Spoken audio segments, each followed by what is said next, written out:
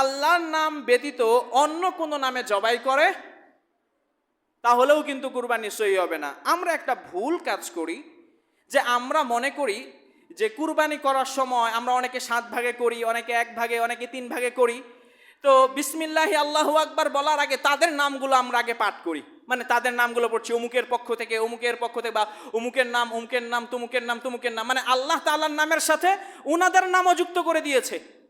এইটা ভাই সুন্নাহ পদ্ধতি নয়।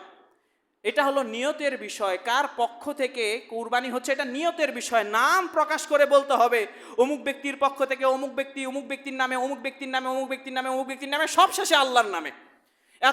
এতক্ষণ 7 জন ব্যক্তির নাম বলেছে, সব শেষে আল্লাহর নাম। তাহলে কেমন যেন হয়ে গেল না, যে আল্লাহ তাআলার সাথে ওই ব্যক্তির নামগুলো একত্র করে দিয়েছে। এটা সুন্নাহ পদ্ধতি নয়। নাম হবে শুধুমাত্র আল্লাহ তাআলার 7 জনের পক্ষ থেকে, এটা নাম বলার প্রয়োজন নেই।